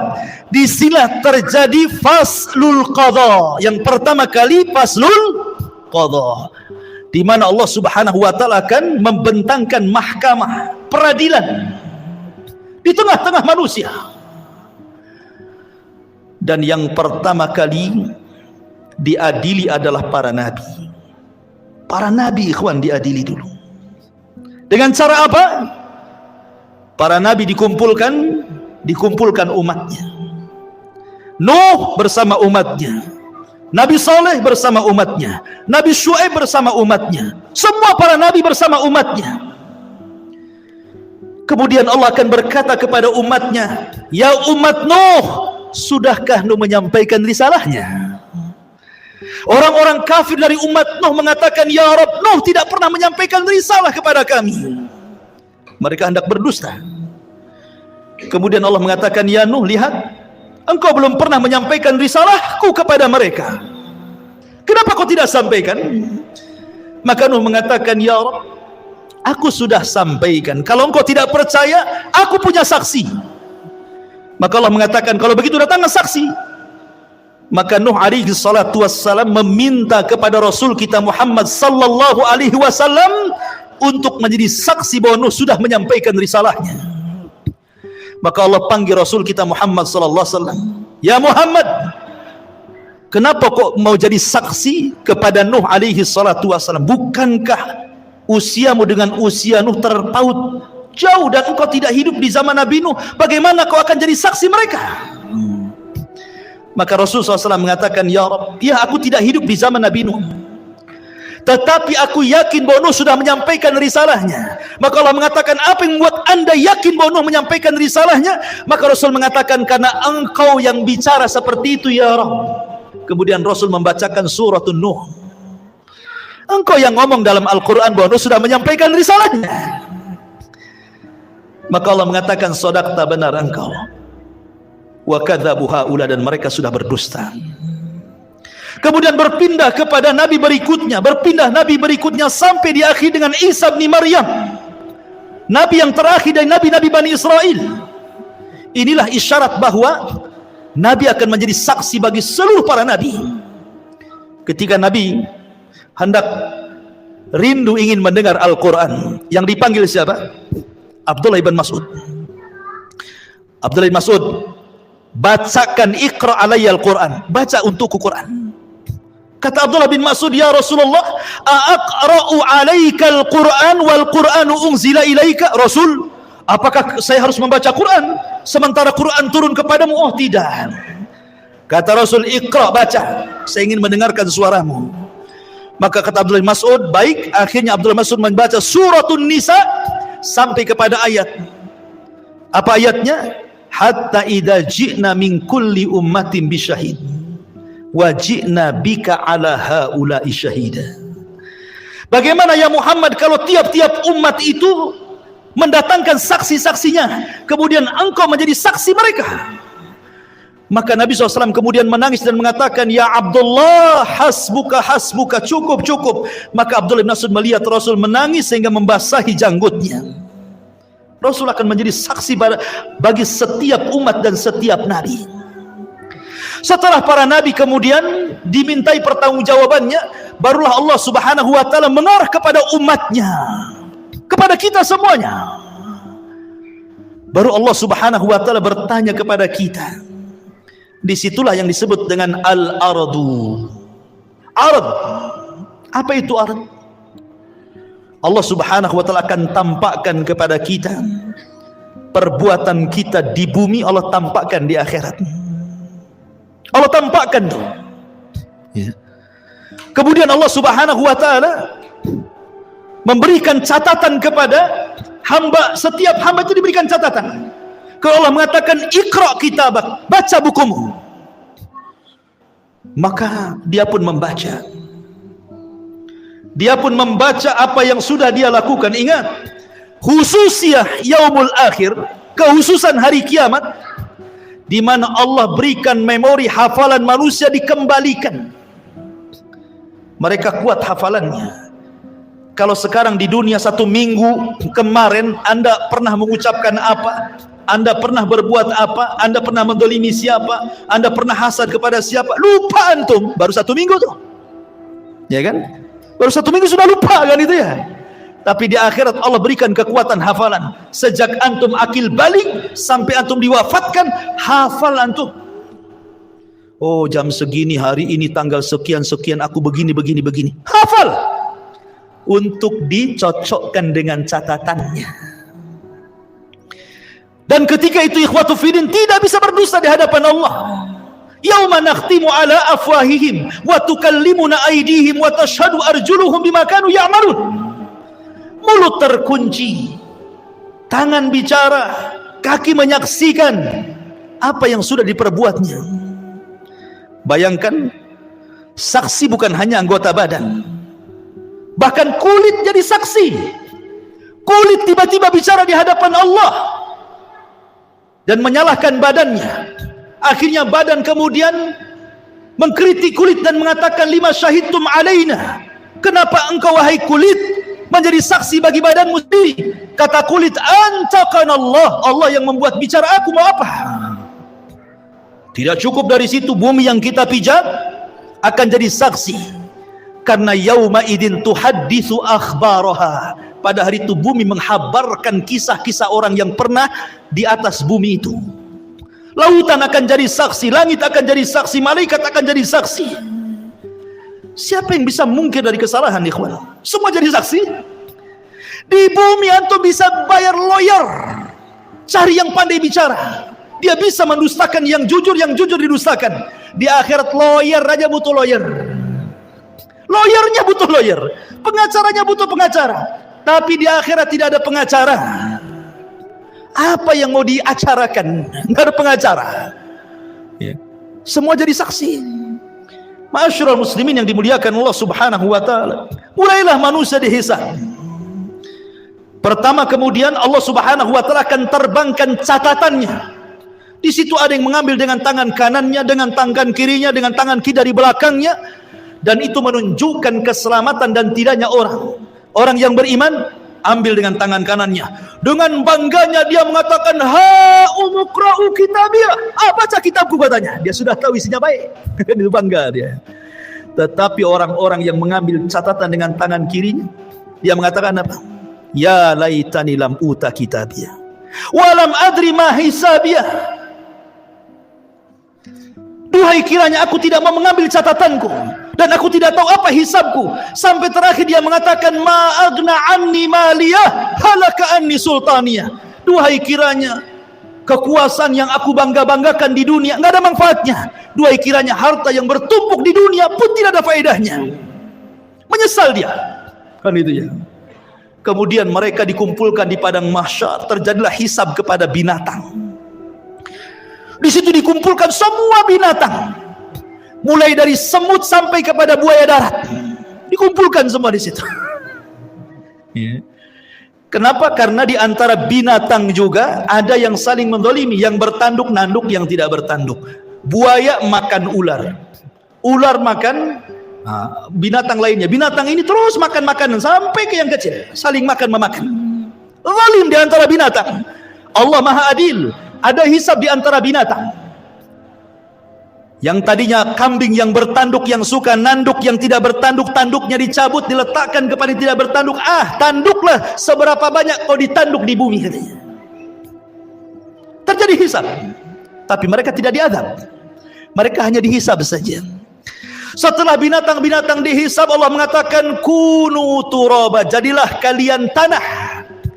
Orang-orang kafir melihat ketika binatang-binatang habis dihisab jadi tanah, maka mereka mengatakan, ya laitani kuntu turaba. Duhai kiranya aku jadi tanah juga lah katanya.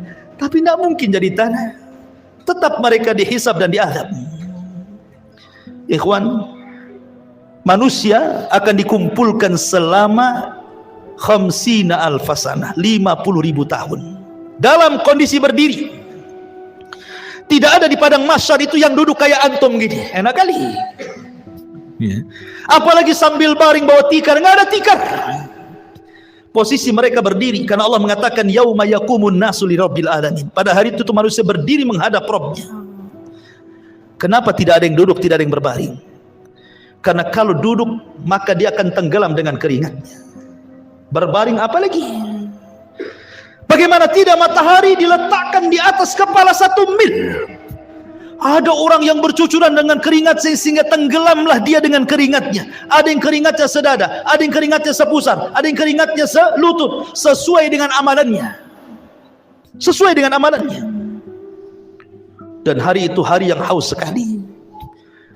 Makanya orang-orang yang berhasil meminum dari telaga Rasul, lam yadma abada, dia tidak akan haus selamanya walaupun matahari di atas kepala. Likulli nabi haudun, setiap nabi punya telaga, dan yang paling besar telaga Rasul, jumlah gelasnya sejumlah langit di bumi, sejumlah langit yang ada di, sejumlah bintang yang ada di langit. Warna telaganya lebih putih dibandingkan air susu, lebih manis dibandingkan madu. Siapa yang meminumnya tidak akan haus selamanya. Adakah dari umat Rasul yang tidak akan minum? Ada. Ketika ada orang-orang yang hendak mendekati telaga Rasul di padang mahsyar itu, tiba-tiba dihalau para malaikat. Kemudian Rasulullah SAW berteriak-teriak, ummati, ummati, ya Rabb, itu kan umatku, biarkan mereka minum. Lihat bagaimana rahmatnya Rasul pada umatnya. Tapi Allah mengatakan, ya Muhammad, innaka la tadri ma ahdatsu ba'daka, innahum khayyaru wa baddalu. Hei Muhammad, kau enggak tahu apa yang terjadi dengan umat mereka, sudah merubah-rubah petunjukmu, sudah merubah-rubah sunnahmu. Biarkan mereka tidak minum. Ma'asyiral muslimin yang dimuliakan Allah Azza wa Jalla, manusia akan tenggelam dengan keringatnya. Kemudian manusia pun bingung karena mereka harus berdiri, entah apa yang harus dilakukan mereka. Mereka menunggu faslul qadha, Bagaimana putusan Allah kepada mereka? Masih bingung. Akhirnya mereka pun berjalan kepada Adam. Ya Adam, engkau kan bapak kami, mintalah syafaat kepada Allah. Tidakkah kau lihat, tidakkah kau iba kepada kami? Kami sulit nih di sini. Kata Adam, aku nggak bisa nolong kalian. Pergi ke Nuh. Berangkatlah mereka ke Nabi Nuh alaihi salatu wassalam. Nuh juga i'tidar, tidak bisa memberikan syafaat. Kata Nuh, sebaiknya kalian kepada Ibrahim, temui Nabi Allah Ibrahim alaihi salatu wassalam. Berangkat mereka ke Nabi Allah Ibrahim. Ya Ibrahim, wahai Ibrahim, anta Khalilur Rahman, kau adalah kekasih Allah. Ala tara ila ma nahnu fi, tidakkah kau lihat, tidakkah kau iba melihat kondisi kami? Kata Ibrahim, tidak, aku pernah berdosa 3 kali. Sebaiknya kau datang kepada Musa, temui Nabi Musa. Berangkat ke Musa. Kata Musa, aku juga tidak bisa karena pernah membunuh orang. Ke Isa saja, temui Nabi Isa. Isa tidak menyebutkan uzurnya, tapi datangi Rasul Muhammad sallallahu alaihi wasallam. Datanglah mereka kepada Rasulullah. Baru kata Rasul, ana laha, kan ku coba. Rasul sujud di bawah arsy Allah dengan sujud yang lama, sampai Allah datang dan mengatakan, irfa ra'saka ya Muhammad, angkat kepalamu wahai Muhammad. Qul tusma, katakan kau didengar. Sal tu'ta, minta kau diberi. Isfa tu syafa, minta syafaat kau diberikan syafaat. Ma'asyiral muslimin yang dimuliakan Allah Azza wa Jalla. Kembali kepada proses hisab. Hisab ini ada 2 macam. Ada yang disebut dengan hisaban yasira, hisabnya mudah. Ada yang disebut hisaban asira, hisabnya sulit. Dan ada yang ketiga, tanpa hisab. Ada kelompok-kelompok yang tidak dihisab. Karena Rasulullah SAW pernah ditampakkan dari 70.000 umatnya, mereka tidak dihisab, tidak diadab, direct masuk surga.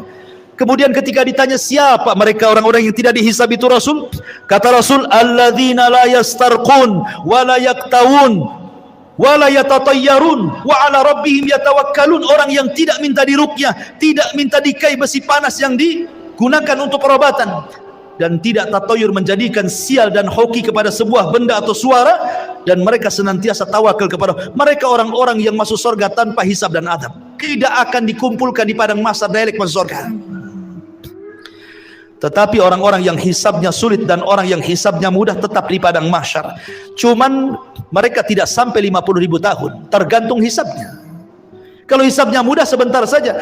Karena umat Islam, orang-orang yang beriman, hisabnya cepat. Allah hanya menghisab manusia itu setengah hari. Bagi orang-orang yang beriman, tidak sampai 50.000 tahun, setengah hari saja. Tapi setengah hari kehidupan akhirat, bila dibandingkan dengan kehidupan dunia, sama dengan 500 tahun. Karena Allah mengatakan, inna yauman inda rabbika ka'alfi sanatin mimma ta'udun. 1 hari kehidupan akhirat sama dengan 1000 tahun kehidupan dunia. Berarti setengah harinya 500 tahun. Dan orang yang beriman yang mendapatkan hisab itu hanya dari ba'da zuhur ke ba'da asar saja, setengah hari. Tapi setengah hari kehidupan akhirat, bukan setengah hari kehidupan dunia. Ya, 500 tahun juga. Makanya orang-orang miskin lebih dahulu masuk surga setengah hari dibandingkan orang kaya. Orang kaya nunggu dulu 500 tahun baru masuk surga. Orang miskin dah masuk surga. Kenapa? Pertanyaannya berat. Min aina iktasabahu wa fima anfaqahu. Dari mana kau dapatkan harta itu? Kemana kau belanjakan? Kan itu ya. Banyak pertanyaannya. Kos-kosan 5-5-nya ditanya. Kan itu ya. Antum punya apa lagi? Mobil 3 direntalkan, semua ditanya. Dari mana kau beli mobil itu? Kemana kau belanjakan? Ya. Semua ditanya. Akan ditanya semuanya. 1 hari antum belanja seberapa kali ke mall itu? Ditanya. Kan itu. Emang nggak ditanya dibelanjakan? Semua ditanya. Ini makanan yang kita makan ditanya. Minuman yang kita minum ditanya. Makanya Allah mengatakan, falyangduril insan ila ta'ami. Hendaklah manusia melihat kepada makanan yang dimakannya, karena semua akan ditanyakan. Allah mengatakan dalam Al-Quran, dalam surah Al-Hakumut Takatsur, la tus'alunna yawma idzin anin na'im. Akan ditanya pada hari kiamat itu semua nikmat yang Allah anugerahkan kepada kita. Ingat, hisab itu ada 2 cara. Orang yang berdebat dalam hisab celaka dia. pasti masuk neraka. Man nukisha fil hisab halak, kata Rasul. Orang yang melakukan perdebatan dengan Allah ketika hisab, celaka dia. Maksudnya apa? Allah akan mengatakan, dulu ku beri mata kau, sudah kau syukuri matamu? Jawab. Maka dia mengatakan, belum ya Rabb. Ya. Dulu ku beri telinga, itu sebagai amanah, kau gunakan untuk apa telingamu? Untuk maksiat kau untuk taat? Oh, untuk maksiat ya Rabb. Terjadi dialog. Ya, kalau terjadi munakosah dialog seperti ini, celaka orang ini. Tetapi kalau yang kedua ini tidak terjadi dialog, dia hanya mengiyahkan saja kata Allah, bukankah dulu di bumi aku berikan begini? Iya. Bukankah dulu di bumi aku berikan ini? Iya. Iya, gitu saja. Dia enggak bantah. Maka Allah mengatakan, al-an satartuka wa ghafartu dzanabak. Al-an satartuka, sekarang kututupi dosamu, wa ghafartu dzunubak, dan ku ampuni dosa-dosamu. Ini hisaban yasira namanya. Hisab yang mudah, hanya ditanya tapi tidak perlu jawab. Tetapi yang memerlukan jawaban sehingga terjadi munakosah dialog antara Allah dengan kita, ini celaka orang ini. Ya, pasti binasa orang ini. Hisabnya sulit. Ketika semua sudah dihisab, maka datanglah mizan timbangan. Barulah timbangan. Faman thaqulat mawazinu fahuwa fi 'ishatir radiyah wa man khaffat mawazinu fa ummuhu hawiyah wa ma adraka ma hiya narun hamiyah. Siapa yang berat timbangan baiknya, maka dia dalam kehidupan yang diridai masuk surga. Tapi siapa yang berat timbangan buruknya, dipastikan masuk neraka. Ma'asyiral muslimin, setelah terjadi penimbangan amal, maka manusia mulai dikelompokkan tuh dengan sesembahannya masing-masing. Nyembah apa antum di bumi? Nyembah pohon, bersama pohon itu. Nyembah ular sendok, bersama ular sendoknya. Nyembah apa lagi? Batu, bersama batunya. Semua orang dikumpulkan dengan sesembahannya. Dan ketika orang-orang kafir, orang munafik, orang yang beriman sudah terkelompok-kelompok, maka Allah mengatakan, wasiqal ladzina kafaru ila jahannam zumara. Giring orang-orang kafir itu, masukkan ke neraka saja. Mereka tidak akan sempat meniti siratal mustaqim. Padahal Allah mengatakan, wa in kuntum illa wariduha, kalian pasti akan melewatinya. Tapi orang kafir direct masuk neraka, tidak ada lintas melintasi siratal mustaqim. Ketika semua orang-orang musyrik, orang kafir sudah Allah masukkan ke neraka, tinggal mukmin dan munafik. Di sini Allah Subhanahu wa taala bagikan cahaya, setiap orang dapat cahaya. Cahaya itulah bekal kita meniti titian siratal mustaqim. Karena itu gelap. Neraka jahanam itu gelap. Karena titian itu terbentang di neraka jahanam. Karena Allah Subhanahu wa taala mengatakan, wa jaa rabbuka wal malaku saffan saffa wa ji'a bi jahannam yauma idzin yatadzakkarul insan anna lahu dzikra. Ketika Allah datang menemui makhluknya di padang mahsyar, malaikat bersop-sop, Allah katakan, jahanam tarik ke sini. Jahanam pun ditarik. Jahanam punya 70.000 tali kekang. Satu tali kekang ditarik 70.000 malaikat. Besar. Ya. Kemudian di hadapan manusia, kemudian Allah bentangkan di situ siratal mustaqim, jisrun, jembatan yang terbentang di antara neraka jahanam. Jembatan itu halus, lebih halus dibandingkan rambut, lebih tajam dibandingkan pedang. Bahkan jembatan itu akan berlenggak-lenggok, dia tidak diam dan licin. Hanya orang-orang yang ditakdirkan bisa melintasi titian itu. Dan yang pertama meniti jembatan itu adalah Nabi SAW. Ketika Nabi SAW sudah meniti sirat, maka Nabi akan berdiri di ujung titian yang sudah dia sampai di situ, di kontara. Setiap ada umatnya lewat, Rasul mengatakan, ya Rabbi salim salim, ya Rabb selamatkan, selamatkan, selamatkan, selamatkan. Saking kasihannya Nabi dengan kita.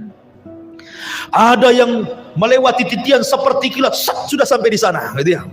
Ada yang seperti angin, sudah di sana. Ada yang seperti kuda balap, sudah di sana. Ada yang seperti lari kencang. Ada yang merangkak-rangkak. ada yang terkena kalalib, ya, ada yang kemudian jatuh berdiri, ada yang kemudian nyemplung dari titian itu ke jahanam. Kata Rasul ketika duduk bersama para sahabatnya, ada semacam bunyi besar, cur gitu ya. Kata Rasul mengatakan, tahukah kamu itu suara apa? Sahabat mengatakan, tidak tahu wahai Rasul. Itu batu segede unta 70 tahun yang silam jatuh dari titian dan baru sampai sekarang di intip neraka jahanam. Artinya kalau orang jatuh dari titian sampai neraka itu 70 tahun itu baru sampai di dasar jahanam. Naudzubillah. Ya. Ma'asyiral muslimin, maka satu persatu orang-orang munafik diberikan, orang-orang beriman diberikan cahaya. Orang munafik diberikan cahaya, kadang padam, kadang terang, kadang padam, kadang terang. Ketika berjalan mereka mengatakan, naktabis min nurikum, hai orang yang beriman, tunggu dulu, aku ikut cahayamu. Kata orang beriman, ambil lagi kau cahaya di belakang, katanya. Emang di dunia orang munafik bisa menipu orang-orang yang beriman. Yukhadi'una Allah walladzina amanu. Mereka menipu Allah dan orang-orang yang beriman. Di titian siratal mustaqim, orang yang beriman tidak mungkin ditipu lagi. Ya. Ma'asyiral muslimin, ketika semua terseberangi semuanya, sampailah mereka di sebuah tempat namanya Qantoroh. Qantoroh itu depannya pintu sorga. Sampai di sini keletihan orang-orang yang beriman? Tidak. Di sini ada kisos. Di sini Nabi SAW mengatakan, atadruna mal muflisu hadil ummah, tahukah kamu siapa yang bangkrut dari umat ini? Sahabat ya molos saja, orang bangkrut, orang yang gulung tikar, orang yang kalah, orang yang usahanya bangkrut, bankrupt dan yang lainnya. Kata Rasul, bukan itu. Orang yang bangkrut adalah orang yang datang pada hari kiamat membawa pahala solat, pahala zakat, pahala sedekah, pahala puasa, pahala ini, pahala itu, tapi di satu sisi dia pernah mendolimi si fulan, mengambil harta si fulan, menumpahkan darah si fulan, mencaci maki si fulan, merendahkan si fulan. Akhirnya di kantor ini terjadi kisos. Padahal depan pintu sorga tuh, supaya orang yang masuk sorga mendapatkan keadilan, supaya dalam hatinya tidak ada lagi dongkol dengan kawannya, supaya ketika masuk sorga di wanaza'na ma fi suduruhum min ghillin ikhwana, Allah cabut perasaan dengki sehingga menjadi bersaudara dalam sorga. Karena orang-orang penduduk sorga itu satu hati. Kalau kita akan berhati-hati, ada yang dengki, ada yang iri, ada yang benci, ada yang marah, ada yang emosi, kan itu ya. Supaya tidak ada itu, maka terjadi kisos di sini. Ya. Hei, dulu kau sudah memukul aku, sini kamu. Mana pahalamu? Diambil pahalanya. Nih dosaku. Ketika kemudian dia sudah tidak punya pahala karena sudah dikasihkan orang banyak, karena banyak yang didolimi, dia mengatakan, mana pahalamu? Aku tidak punya pahala, sudah habis. Kalau gitu ambil dosaku saja. Oh gitu ya.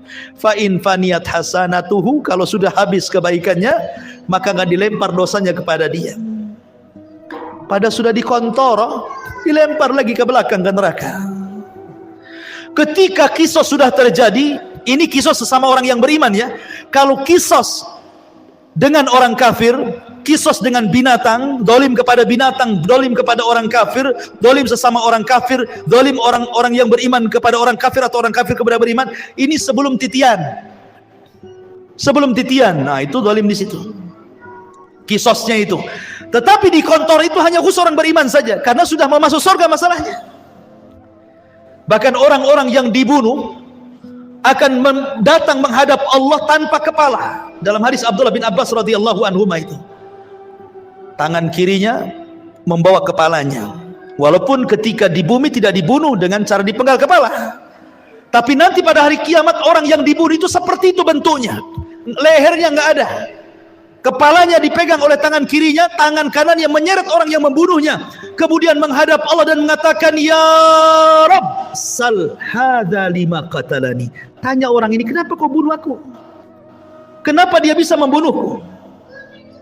Dan bayi-bayi yang dilempar hidup-hidup kemudian mati, seperti orang-orang yang punya anak dari hasil zina kemudian malu, dilemparlah anak itu ke solokan, ke tong sampah, ke kerdus, akhirnya mati. Maka Allah mengatakan, wal mau'udatu su'ilat bi ayyi dzambin qutilat. Bayi-bayi itu akan membawa kepalanya menghadap Allah dan mengatakan, ya Rabb, sal hadza lima qatalani. Tanya ibuku kenapa dia membunuhku, tanya bapakku kenapa dia membunuhku. Semua akan ada kisah, ikhwan. Hati-hati ya. Tapi kalau sudah tidak ada kisos lagi, baik antara orang kafir dengan orang yang beriman atau sebaliknya, manusia dengan binatang atau sebaliknya, kemudian kisos terjadi antara orang yang beriman dan sudah selesai, maka manusia berjubel di pintu sorga. Sayati alaikum zaman kadidum minaz ziham, akan datang kata Rasul zamannya manusia akan berdesak-desakan di pintu sorga. Padahal mereka sudah diponis masuk sorga, tidak mungkin masuk neraka, tapi tidak bisa masuk sorga juga karena pintunya tertutup. Semua para nabi berusaha membuka, tidak bisa, tidak diizinkan malaikat Ridwan. Tiba-tiba di tengah-tengah manusia yang sudah diponis masuk sorga itu, muncullah seorang laki-laki, Sayyidul Anbiya'i wal Mursalin, Sayyidul Awwalina wal Akhirin, Muhammad sallallahu alaihi wasallam, Nabi kita, qudwah kita, Rasul kita, mendekati pintu dan membuka pintu sorga dengan mengetuknya, Assalamualaikum. Maka Ridwan mengatakan, Waalaikumsalam, man, siapa kamu?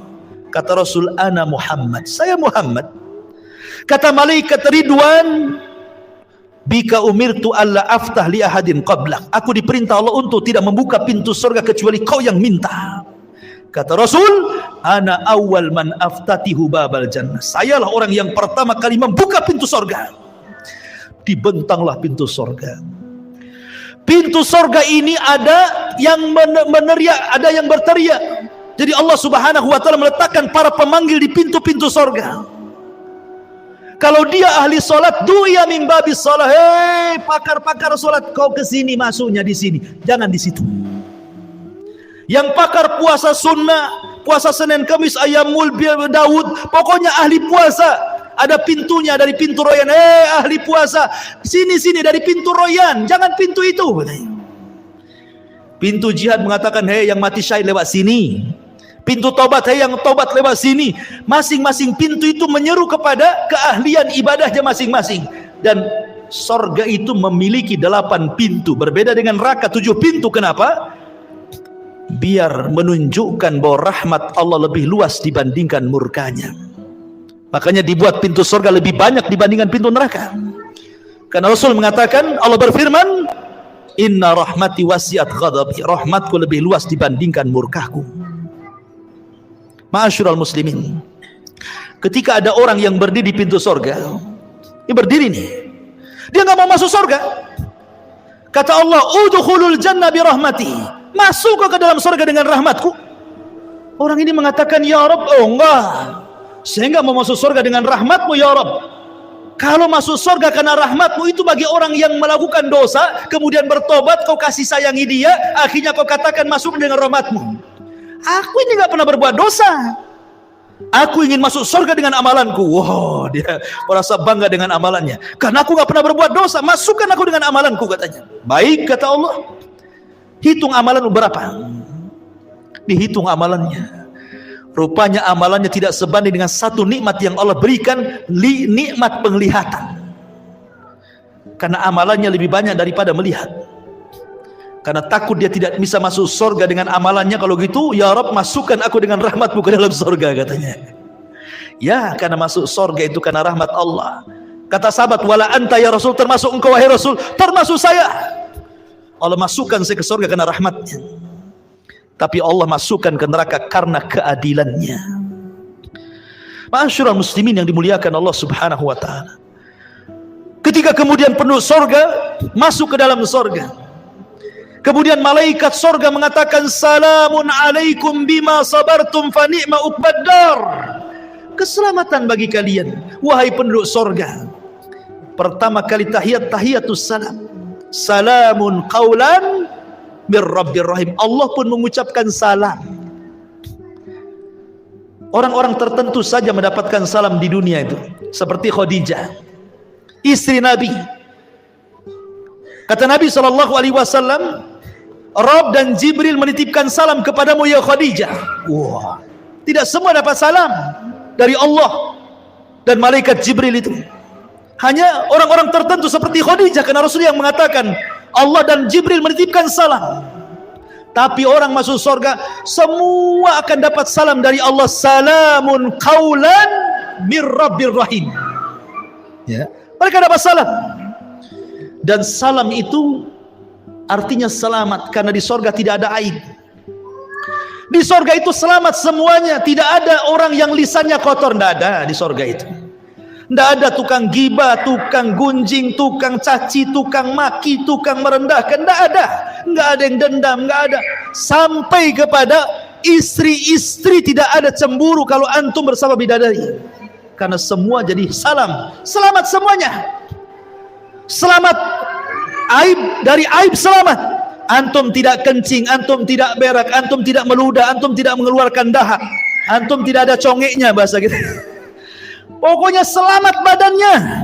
Sampai-sampai ditanya Rasul, kalau hari-hari makan minum, cemana beraknya, cemana kencingnya? Kata Rasul, berak dan kencingnya dengan keringat.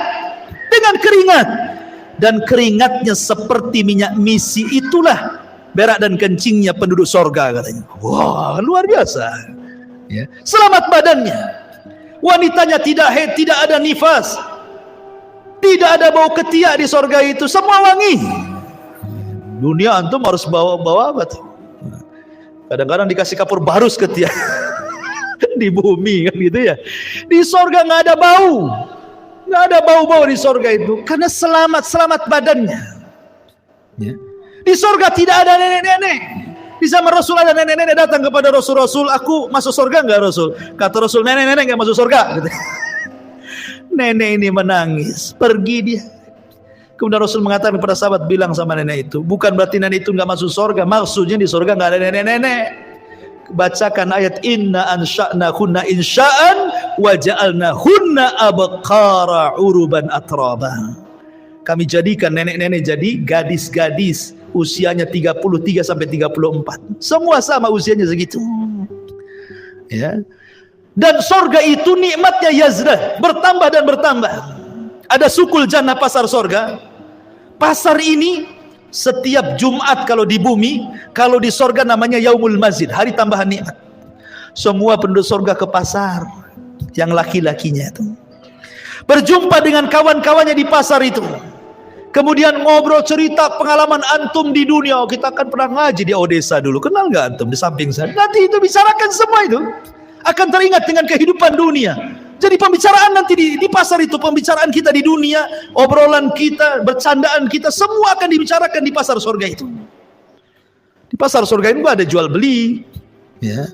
Hanya untuk berjumpa dengan kawannya, ngobrol, minum, makan di situ enak-enak. Kemudian sebelum pulang habar riyah. Tiba-tiba Allah Subhanahu wa ta'ala hempaskan angin, membawa debu, kemudian mengenai jasad-jasad orang yang ada di pasar sorga itu. Fayazdad husnan wa jamala, maka dia akan bertambah gantengnya, bertambah sehatnya, bertambah kekarnya, bertambah indah. Ketika pulang istrinya nggak kenal. Laqad izdastum husnan wa jamala, wahai suamiku, kenapa kau makin tampan, makin ganteng, makin itu. Dalam kisah Israiliyat disebutkan, ini Israiliyat lagi ya. Jadi di pasar-pasar surga itu banyak gambar macam-macam. Ya, mungkin kalau di dunia itu antum tahu tukang cukur, kan banyak tuh gambarnya kan. Ada yang jadi sebegini rambutnya, jadi sebegini rambutnya, jadi sebegini, kan banyak tuh. Tinggal tunjuk saja, cukur saya seperti ini, nanti dicukur kayak gitu kan. Nah di sorga itu akan dibentuk tuh macam-macam gambar yang ganteng-ganteng itu, tinggal nunjuk saja Anda akan seperti itu. Itu cerita Israiliyat. Ya, ya. Oh kayak gitu. Kayak siapa? Antum kayak Abu Humairah, jadilah Abu Humairah. Gak mau lah, gemuk gitu. Jadi mereka pulang itu berjumpa dengan istrinya, kata istrinya, laqad izdaztum husnan wa jamala. Hei suamiku, kenapa kau makin ganteng? Kata suaminya, kau juga kenapa makin cantik, katanya. Jadi setiap minggu kenikmatan itu bertambah, makin ganteng, makin ganteng, makin ganteng. Makanan hari ini kalau dimakan besok lebih nikmat, kalau dimakan lusa lebih nikmat, dimakan lusanya lagi lebih nikmat, makin nikmat. Coba antum makan mangga, dibiarkan 1 bulan. Hari ini makan mangga, besok mangga dibiarkan 1 bulan. 1 bulan depan antum makan tuh mangga. Nanti atau setahun antum ada tinggal peloknya saja itu kan. Di sorga itu makin hari makin nikmat. Ya, kan luar biasa tuh. Makin hari makin ganteng. Coba antum hari-hari ke pasar sini, makin ganteng atau makin kusut tuh? Makin kusut kan itu. Stres, apalagi bawa istri yang dicatat beli bawang, pulang beli baju pula kan. Stres lagi. Makin turun alisnya. Ya. Ma'asyiral muslimin yang dimuliakan Allah Azza wa Jalla, ketika orang masuk surga, pertama yang dimakan apa? Dan pertama yang diminum apa? Yang pertama dimakan itu kabidil hut. Hatinya ikan paus. Tentu ikan paus akhirat, bukan ikan paus di Saus kayak kan, istilah ikan paus. Kemudian makan air jahe. Jahenya jahe sorga. Kata Abdullah bin Abbas, dunia dan sorga itu hanya mirip nama, tapi hakikatnya berbeda. Di dunia ada jahe, air jahe, wedang jahe. Di sorga ada wedang jahe. Hanya kesamaan nama, tapi hakikatnya berbeda. A'dadtu li ibadis salihin ma la ainun ra'at wala udhunun sami'at wala khatara ala qalbi bashar. Kenikmatan di sorga itu tidak bisa dilihat mata, didengar telinga, terlintas pun tidak. Bagaimana caranya menggambarkannya? Jadi hanya kemiripan nama saja. Di sorga ada pisang, di dunia ada pisang, tapi pisang sorga beda rasanya. Di sorga ada madu, di dunia ada madu, beda madu sorga. Di sorga ada khamar, di dunia juga ada khamar, beda. Khamar di dunia ini paling rendah sakit kepala orang minum, paling tinggi teler tidur di got. Tapi khamar di sorga itu ladzatul lisyaribin, lezat bagi peminumnya, lezat. Ya, ma'asyiral muslimin, dan di sorga Allah sudah peruntukkan satu orang mendapatkan 2 istana minimalnya. Karena Allah mengatakan waliman khafa maqama rabbih jannatan, bagi orang yang takut Allah sediakan 2 istana. Dan dia akan mendapatkan nikmat yang besar sebagaimana ahlun nar akan mendapatkan azab yang besar. Ketika penduduk sorga, idza dakhala ahlul jannatal jannah wa idza dakhala ahlun narun nara, apabila penduduk sorga masuk ke dalam sorga, penduduk neraka masuk ke neraka, ji'a bil mauti ala suratil kabsi, didatangkan kematian dalam bentuk kambing gibas, disembelihlah kematian itu sehingga tidak ada kematian lagi. Maka datanglah penyeru kepada penduduk sorga, ya ahlal jannah la mautalakum wa ya ahlan nar la mautalakum. Hei penduduk sorga, tidak ada kematian. Hei penduduk neraka, tidak ada kematian. Maka penduduk sorga akan mendapatkan nikmat selamanya, dan penduduk neraka akan mendapatkan azab selamanya. Itulah ringkasan perjalanan manusia dari kelahiran sampai wafat, sampai di padang mahsyar, sampai masuk ke dalam sorga dan neraka. Tentu yang saya ceritakan ini bagian kecil, hanya gambaran. Karena hakikatnya jauh dibandingkan yang diceritakan. Sehebat apapun orang menggambarkan sorga, sorga menyelisihi gambarannya. Karena sorga tidak bisa dibayangkan. Kita hanya menukilkan sabda-sabda Nabi, ayat-ayat Al-Quran. Beginilah gambaran sorga. Karena tidak semua dibentangkan. Ya. Oleh karena itulah perlu keimanan yang kuat tentang adanya hari akhir. Makanya di antara satu dari rukun-rukun iman, al-imanu bil yaumil akhir, beriman dengan hari akhir. Wallahu a'lam bishawab.